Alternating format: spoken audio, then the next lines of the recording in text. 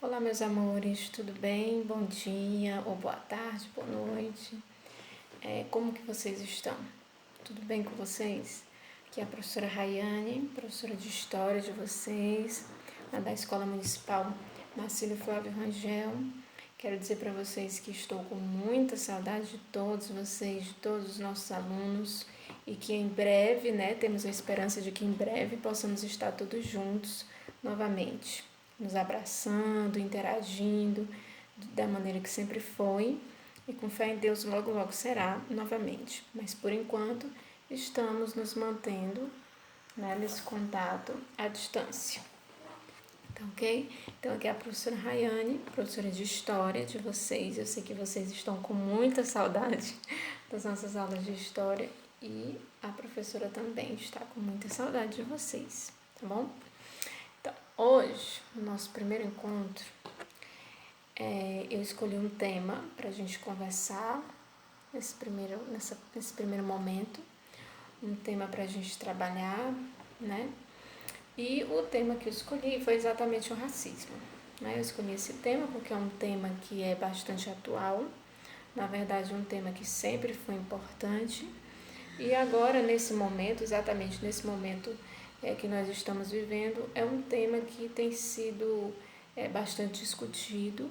Nós temos tido manifestações, não só aqui no Brasil como no mundo, acerca do racismo, contra o racismo. Então, por isso eu escolhi esse tema, porque eu acredito que é um tema muito importante, muito atual e do interesse de todos.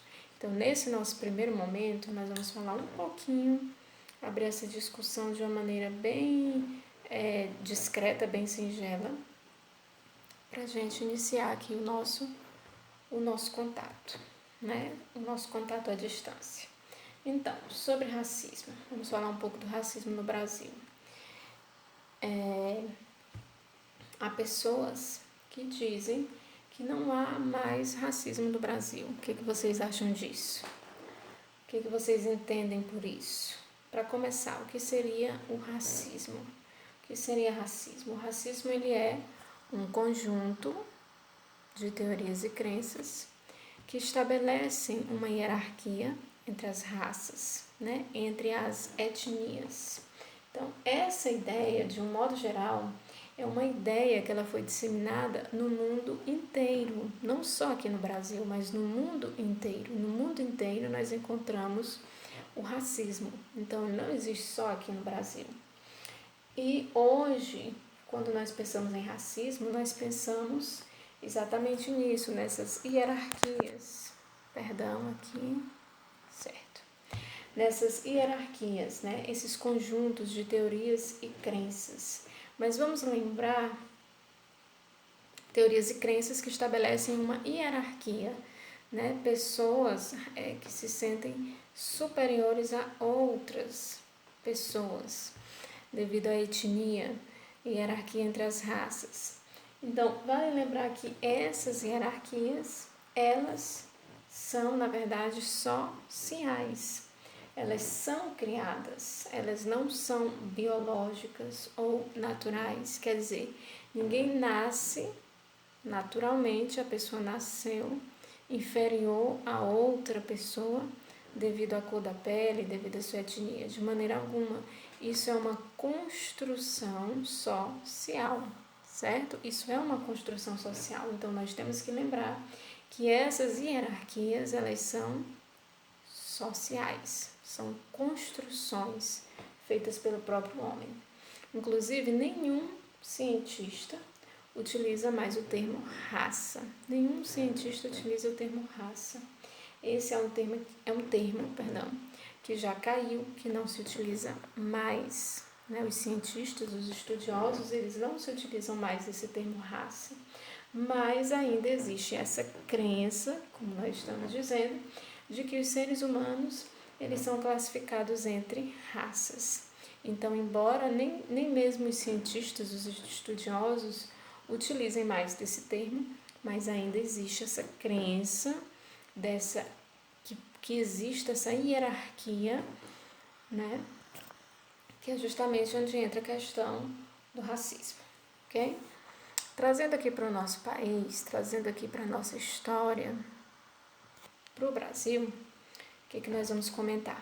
Em 1890, assim que começou a República do Brasil, assim que o Brasil deixou de ser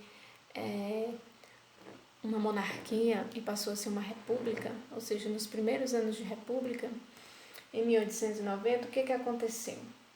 Marechal Deodoro da Fonseca, após o golpe de 1889, instituiu um decreto. E o que dizia esse decreto?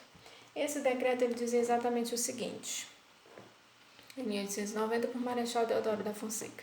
Dizia exatamente o seguinte, a questão da lei da imigração. A lei da imigração. E o que dizia a lei da imigração? A lei da imigração ela dizia justamente o seguinte, que o Brasil estava de portas abertas para as pessoas virem trabalhar aqui, né? Pessoas de outros países, desde que não tivesse nenhum processo, respondendo a nenhum processo criminal. Pessoas de outros países, como a Itália, a Espanha, mas com exceção. Qual seria a exceção? Países asiáticos e países africanos. Então, em 1889, já não existia a escravidão no Brasil, né? Teoricamente, pelo menos, não existia mais a escravidão no Brasil. Porém, existia esse tipo de decreto. As portas do Brasil estavam abertas para pessoas de outros países, da Itália, da Espanha, para virem trabalhar aqui, desde que não respondessem a nenhum processo criminal. Porém, tinha exceção. Pessoas da Ásia ou da África, o Brasil não tinha portas abertas para elas. Então, esse decreto de 1890, de Marechal Deodoro da Fonseca, é um decreto que determinava a vinda e o incentivo de imigrantes europeus, né, no Brasil, principalmente italianos, portugueses, espanhóis, mas negava a vinda de africanos e asiáticos. Então, essa é uma referência histórica de como as leis no Brasil, logo no nosso período pós-escravidão, ou seja, logo após que se acabou a escravidão, já são consideradas leis racialistas, né? Isso é uma evidência, é uma prova histórica.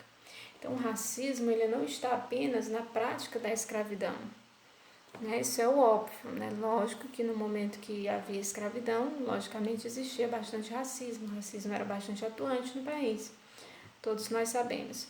Mas logo após, teoricamente não se existia mais escravidão, mas o presidente, então presidente Marechal Deodoro da Fonseca,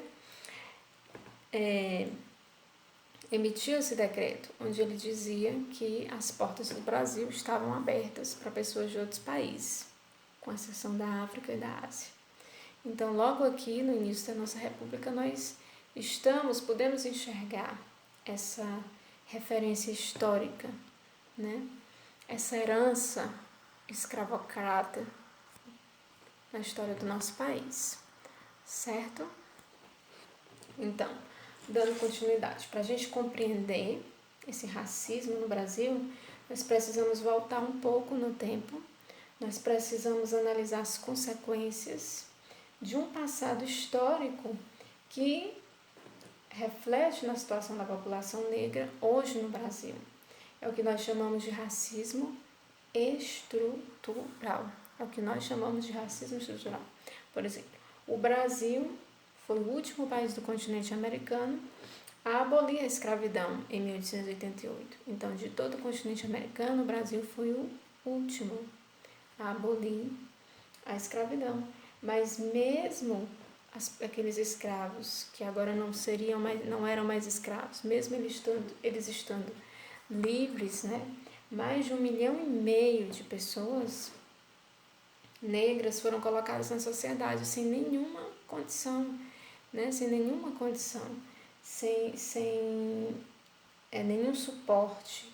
E por conta dessa herança histórica, vindo de centenas de anos de escravidão, é que nasce o que nós chamamos de racismo estrutural.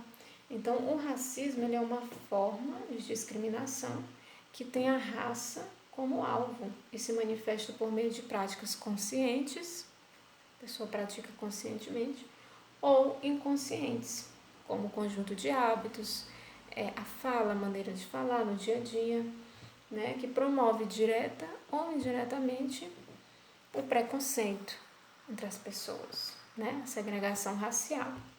Então, não dá para saber exatamente como o racismo começou, mas essas ideias se espalharam por volta do século XVI, 1501 a 1600, e século XVII, 1601 a 1700, por conta de quê? Da colonização do continente americano, onde os escravos, nesse período de colonização, nós sabemos que os escravos foram muito utilizados aqui no Brasil, né? No período em que o Brasil era uma colônia de Portugal.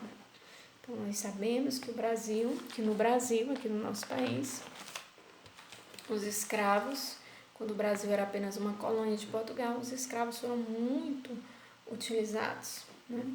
Então, os europeus, eles consideravam, em sua visão eurocêntrica, que eles têm a Europa como a forma de estudo e conhecimento, que os europeus eles seriam mais inteligentes, eles seriam mais desenvolvidos e mais capazes de prosperar, enquanto os negros e os indígenas eles eram incapazes, eles eram considerados animais, eles eram considerados selvagens, né? Então existia esse preconceito era muito firme, era muito forte. Então, até 1888, os negros escravizados, eles eram escravizados e sem ter para onde ir, começou o estigma de que o negro é preguiçoso, o negro não gosta de trabalhar. Mas, na verdade, o que acontecia é que eles não tinham oportunidade, eles ficaram à margem da sociedade, né? E nesse momento a sociedade ainda preservava o pensamento escravocrata, né? E calavam a voz dos negros. Então, nesse momento não foram elaboradas leis que contribuíssem para o combate entre este abismo social causado por décadas anteriores, inserindo os negros na sociedade. Então, os parâmetros para a criação de leis seguia o pensamento de homens brancos, né, dos europeus, que defendiam brancos, cristãos e homens. Então, isso tudo, a nossa realidade hoje, ela tem uma origem. Essa nossa realidade, a realidade que nós vemos hoje do racismo no Brasil, tem uma origem, tem uma raiz. Nós precisamos compreender isso. Dentro da história, a gente consegue compreender, a gente consegue enxergar, certo? Então, recém-libertos, os escravos eles foram morar em lugares que ninguém queria morar, né? Como morros, lugares distantes, e aí começou a formação de favelas. Então, sem emprego, sem moradia digna, sem condições básicas de sobrevivência. Assim era a realidade daqueles que deixaram de ser escravos, mas passaram a viver essa realidade. E mesmo agora, atualmente, depois de mais de 100 anos, 132 anos de abolição, ainda é muito difícil para a população negra ascender economicamente no nosso país. E mesmo que ascenda, infelizmente ainda vai ter uma experiência de racismo para contar, né? Essa é a nossa realidade. Bem, um estudo sobre a desigualdade racial, ele mostra que existe pensamento enraizado de medo do branco, o branco tem esse medo de ser comparado ao negro, de ter as mesmas profissões, né, de frequentar os mesmos lugares. Então, existe esse medo da parte do branco. Estudos comprovam isso. E o preconceito, ele está na nossa estrutura que formou esse pensamento, certo? É isso que eu estou querendo passar para vocês aqui. Que na nossa estrutura, a raiz está na nossa estrutura, né? Que formou esse pensamento. Outra forma de racismo estrutural, que é muito praticado mesmo sem intenção ofensiva, né? Mesmo sem intenção ofensiva, são as falas, como eu já disse, os hábitos do dia a dia, as brincadeiras, as piadinhas aparentemente inofensivas, mas que estão carregadas, né, desse preconceito, desse racismo, e foram incorporadas no nosso cotidiano, no nosso dia a dia, que muitas vezes passam desapercebidas, mas é uma realidade que precisa ser combatida no nosso dia a dia, certo? Nós precisamos tomar consciência disso. Então, quando usamos várias expressões racistas no dia a dia, fazendo brincadeiras ofensivas e que remetem ao passado de muita violência que eles viveram, então isso não deixa de ser uma prática preconceituosa que nós precisamos combater isso, todos nós. Então, outro exemplo é quando usamos nomenclatura para diferenciar negro de branco. Por exemplo, mulato, pessoa de cor, né? Essa maneira de falar. Então, desde sempre, em todas as pesquisas sociais e democráticas, as pessoas que se autodeclararam pretos ou pardos são maioria nos índices de desemprego, segundo as pesquisas, nos índices de desemprego, analfabetismo e tem a menor renda mensal. Então, tudo isso que eu estou falando, existem os dados que eu coloquei aqui nos slides, que vocês podem ver. Existem dados, né, pesquisas, não são só pensamentos aleatórios, opiniões, existem dados e pesquisas acerca disso. E nós precisamos levar em consideração, certo? As estatísticas de cor ou raça produzidas pelo IBGE mostram que, em média, os brancos possuem os melhores salários, né? Eles sofrem menos com o desemprego, e são a maioria entre os que frequentam o ensino superior. Então, tudo isso é uma realidade que todos nós, precisamos desconstruir tudo isso. Precisamos desconstruir essa realidade e formar uma outra realidade. Isso pode ser resolvido de que maneira? Com a adoção de políticas públicas, né, que visam reparar historicamente aqueles que foram marginalizados, né, diante de todo esse contexto que nós estamos conversando agora. Então, essa adoção de políticas públicas, eles visam reparar historicamente, deve existir essas políticas públicas que visem, né, reparar historicamente aqueles que foram marginalizados e excluídos da sociedade durante tanto tempo. Como foi o caso da criação das cotas raciais, com certeza vocês sabem, vocês já ouviram falar, as cotas raciais, para negros nas universidades, né, que abriram espaço para que a comunidade negra conseguisse ingressar nas universidades, mas a sociedade brasileira como um todo já naturalizou a ausência da população negra. Então ninguém questiona mais por que não tem tantos negros médicos, por exemplo, não tem tantos negros advogados, juízes, senadores, deputados. A sociedade já acostumou, já é natural, já é normal, ninguém questiona.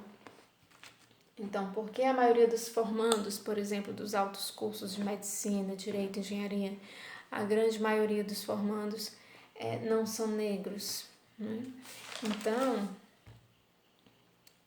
essa reflexão que eu quero fazer com vocês hoje, nesse nosso primeiro encontro, porque é um tema atual, é um tema importante, é um tema que nós estamos vendo constantemente nas redes sociais, na televisão, na internet. É um tema importante, por isso que eu estou trazendo para vocês, para a gente levantar, para a gente fazer essa reflexão, né? Cada um de nós, e eu me incluo nisso também.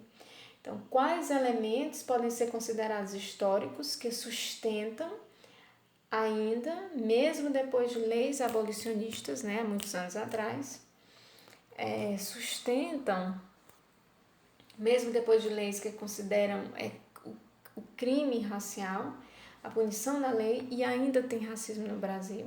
Então, quais são os elementos que ainda sustentam o racismo no Brasil, mesmo depois de tudo isso, mesmo depois de leis, de surgirem leis que consideram o racismo um crime, né? Um crime. Quais são os elementos que podem ser considerados históricos? Então, a gente viu um pouco disso hoje, a gente viu um pouco disso hoje, né? Que tudo está na raiz, tudo tem uma raiz, né? Para tudo existe uma raiz.